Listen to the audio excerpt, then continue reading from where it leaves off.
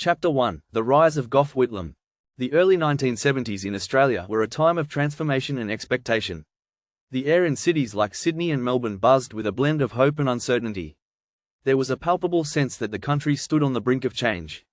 Australians were looking beyond the post-war prosperity that had characterised the previous decades.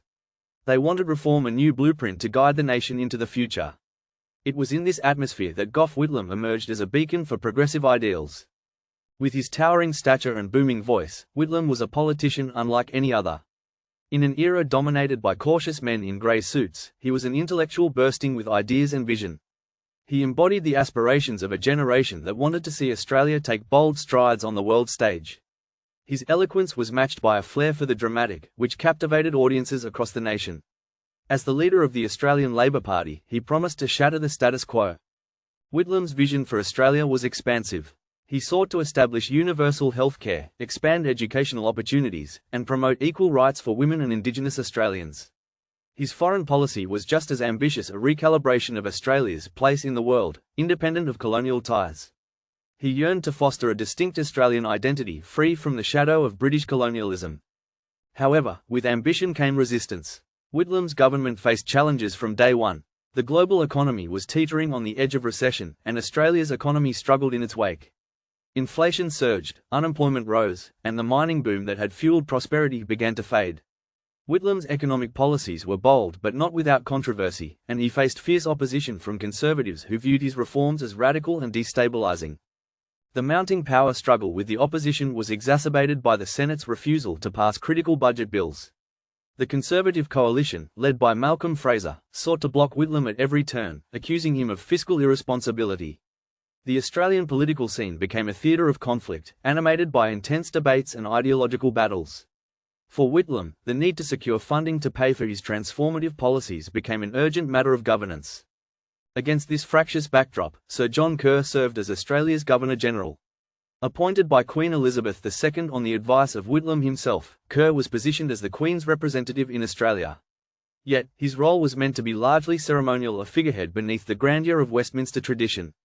Nevertheless, Kerr harboured ambitions and a keen awareness of his constitutional power.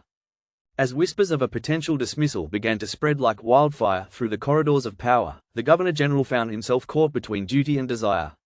The pressure he felt from various factions would only amplify as economic and political tensions deepened, setting the stage for a historic confrontation.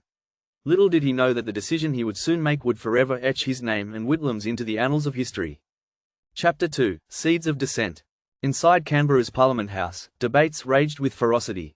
Whitlam's opponents gathered their forces, fueled by the urgency of ideological warfare. Led by the tenacious Malcolm Fraser, the Conservative opposition sought to erode public confidence in Whitlam's government. With each passing day, political tempers flared, turning the Parliament into a battleground.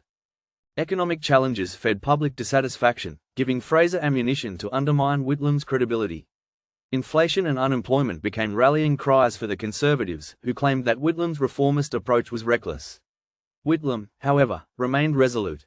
He continued to present his vision as a necessary evolution for Australia, a vision that his opponents argued was naïve at best and dangerous at worst. The Senate became a locus of power play. A chamber intended as a house of review transformed into a crucible where tempers boiled. Fraser weaponized his majority there to block funding bills. The refusal to enable government spending was a strategic move to force Whitlam's hand to either call an election, thereby risking his majority, or step aside altogether. As the government edged towards crisis, everyday Australians watched with bewilderment. Their living rooms buzzed with the news of political paralysis, and coffee shops became hubs of political chatter. Many viewed the unfolding drama as an unwelcome distraction from daily life, yet the tremors in the political landscape could be felt far and wide. To some, Whitlam was a champion of the people. To others, he represented chaos. Amidst mounting tensions, Whitlam remained unbowed. He preached a message of resilience in the face of adversity. Public rallies were punctuated by his passionate oratory, and loyal supporters rallied with fervour. Still, the political impasse deepened, polarising not just Parliament but the nation itself. It was during this turmoil that the spectre of external influence crept into the narrative. As Australia's foreign policy pivoted away from the Anglo-American axis, Whitlam faced increasing scrutiny not only from the expected quarters but also from unexpected ones. His willingness to question existing alliances and challenge the military status quo placed him on a collision course with powerful interests. The Pine Gap facility, a joint US-Australian intelligence installation, became a flashpoint of contention. Whitlam's government pushed for greater transparency and oversight, unnerving international partners. Rumors swirled that the US was growing increasingly wary of Whitlam's stance, concerned about their strategic foothold in the region. Meanwhile, the labyrinthine structures of international diplomacy gave rise to whispers of conspiracy. The CIA, long rumored to have meddled in foreign political landscapes, came under suspicion. Reports of declassified documents and speculative analyses hinted at the possibility of covert influences at play. For Whitlam, it seemed as if every corner he turned revealed a new layer of intrigue and opposition. At the epicenter of this swirling maelstrom was Sir John Kerr, the man whose decision could tip the balance. The Governor-General found himself between the machinations of Canberra and questions of loyalty and power. As political brinkmanship intensified, Kerr weighed his next move with heavy deliberation. In the quiet confines of Yarralumla, the magnificent backdrop to his inner turmoil, Kerr grappled with questions of constitutional duty, precedence, and personal ambition. The clock ticked inexorably towards a moment of decision, where history would be made in the most unexpected of ways. Chapter 3: Shadows of Intrigue. Rumours of overseas influence in Australian politics weren't entirely new. However, under Whitlam's tenure, these whispers grew into audible murmurs. The world was in the throes of the Cold War, a period marked by espionage and geopolitical chess games. For those involved in intelligence and defence, Whitlam's policies positioned Australia as a somewhat unpredictable player. Driving through the vast, rugged terrain of the Australian outback, the Pine Gap facility appeared like a monolith of cold, silent purpose. It served as a key listening post for the United States, providing vital intelligence on global activities. Whitlam's calls for transparency and reassessment of its operations set off alarms in Washington. To many in the US, Whitlam's demands were seen as threats to national security. Paranoia thrived in the shadows. With its succinct and efficient bureaucracy, the CIA had long been suspected of interfering with governments that did not align with its home country's interests. Analysts noted that Whitlam's dismissal curiously coincided with heightened anxieties about Soviet influence in the Asia-Pacific region. The notion that a change in Australia's leadership might be engineered behind the scenes wasn't dismissed outright. The British royal family and the broader Commonwealth network also figured in the conspiracy theories that took shape after Whitlam's dismissal. As Whitlam pushed for Australia to embrace a more distinct identity, ideas about the monarchy's waning influence began to take root. Whitlam's personal disdain for the colonial vestiges embedded in governance may have ruffled the feathers of traditionalists who valued the old ties. Though speculative, these rumours added layers of tension to Kerr's already fraught situation. Was he merely an independent arbiter upholding the Constitution or a pawn in an international game? Kerr's correspondence with the Queen's private secretary remained shrouded in secrecy. Yet, historians would later examine these exchanges for hidden meanings and subtle advisement. Within the Labour Party, anxiety became palpable. Ministers and backbenchers whispered about the potential of external machinations threatening their government. Meetings grew tense as speculation cast a shadow over proceedings. Whitlam's aides noticed the growing sense of distrust within their ranks, each rumour adding another fracture to the party's unity. On the streets, public opinion ebbed and flowed with each revelation. The political drama captured headlines like a gripping thriller, turning Gough Whitlam into both a hero and a villain in the court of public discourse. Citizens debated the integrity of institutions and the vulnerability of democracy to clandestine forces. Amidst this uncertainty, Whitlam marched on. His determination to see his vision actualized showed unwavering resolve. Yet, beneath that resolute facade rested an acute awareness of the scale of enemies accumulating against him. Perhaps history would judge his reforms favorably, but for the here and now, the challenges remained debased and daunting. He pondered what machinations spun behind closed doors and who exactly was pulling the strings.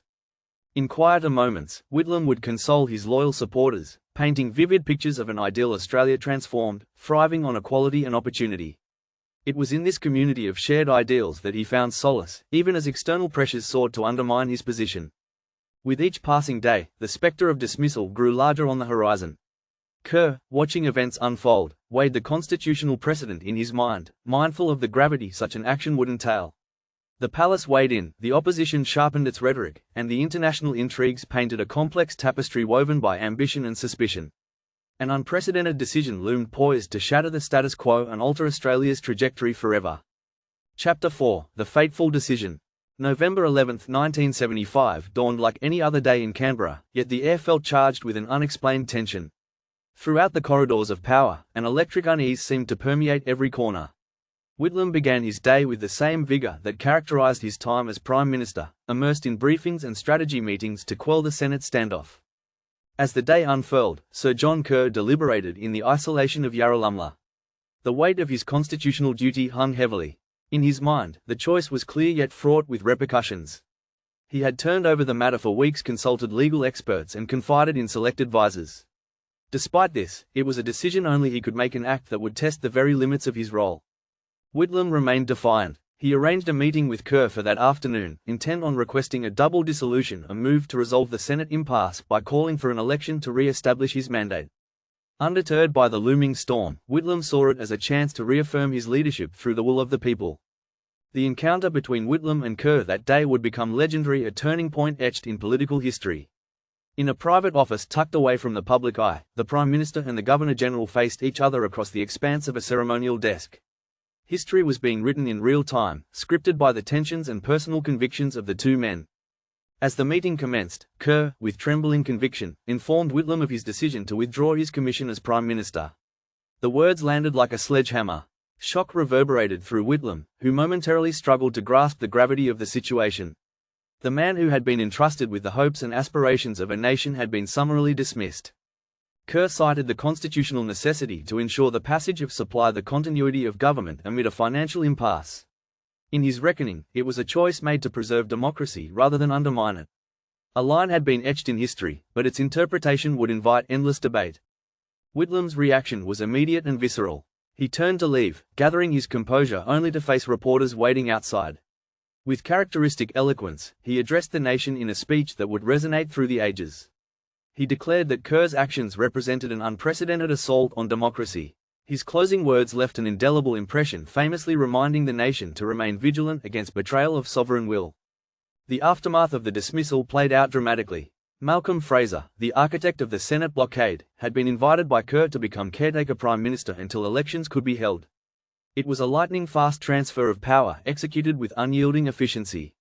The conservative forces had triumphed, but the political aftershocks would reverberate beyond their immediate victory. The dismissal polarized the nation. Public demonstrations erupted across Australian cities, with impassioned citizens voicing their outrage and dismay.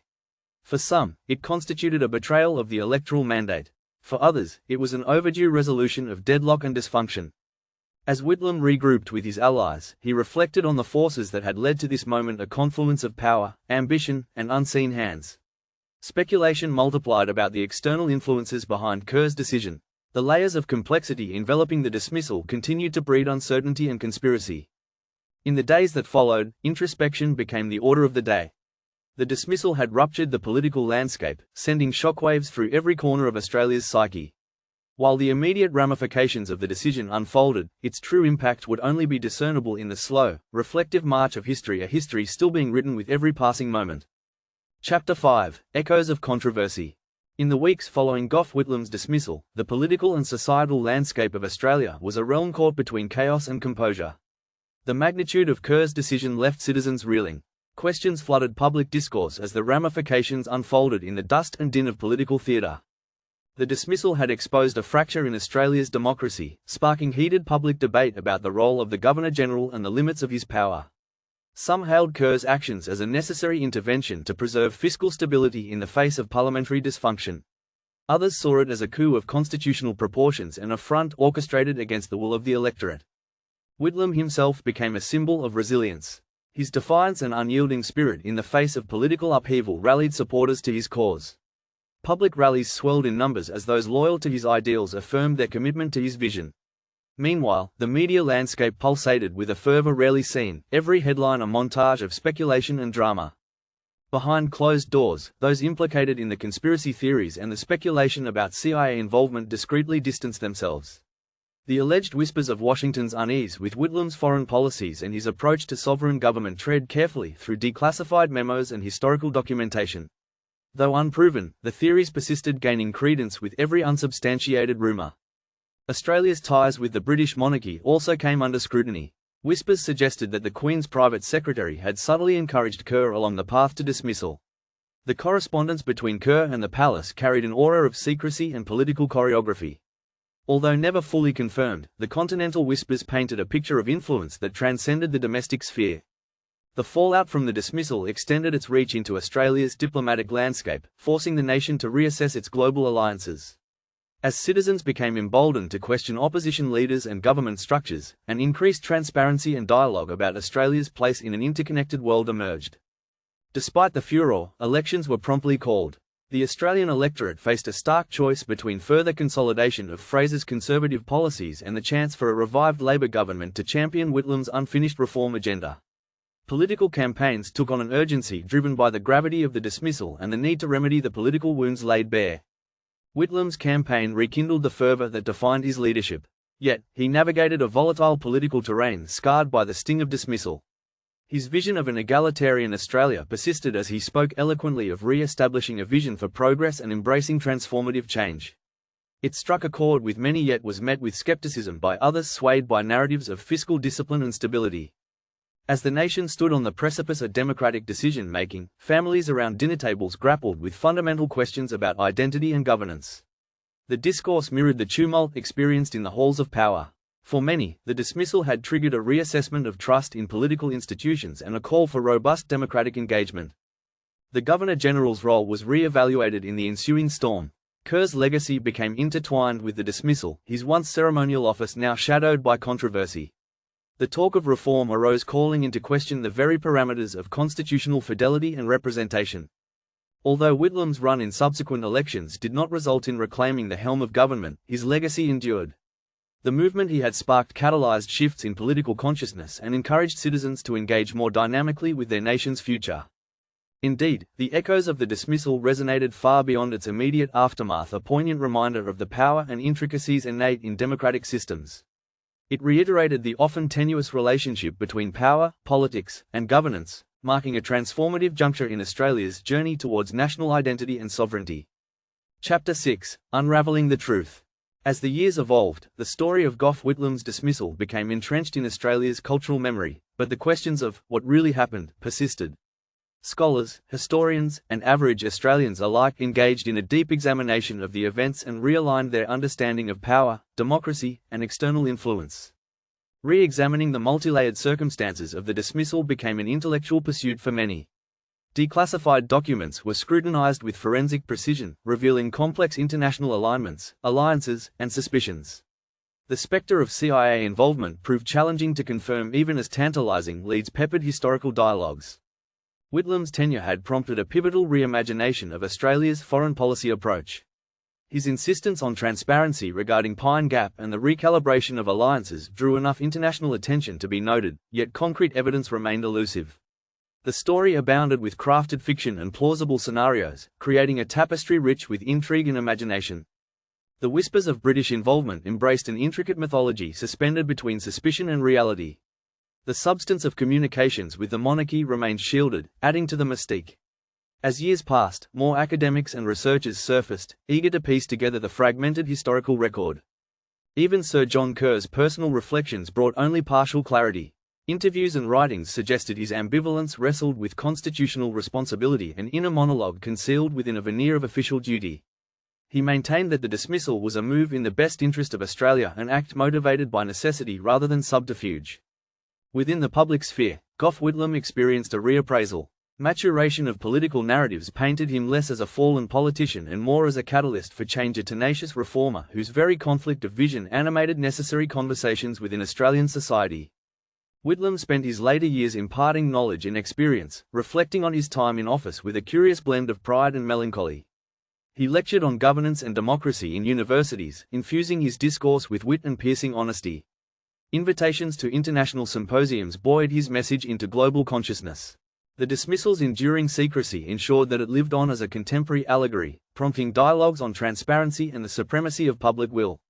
To reiterate the essence of democracy while grappling with the interpretation of the constitutional reserve, Australians from all walks of life found themselves engaged in an evolving notion of democratic integrity.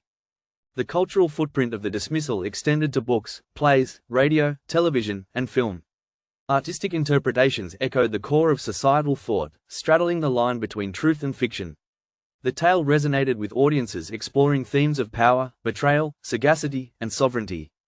The truth of the dismissal was painted across a shifting terrain, constantly reframed by investigative headlines and unearthed correspondences.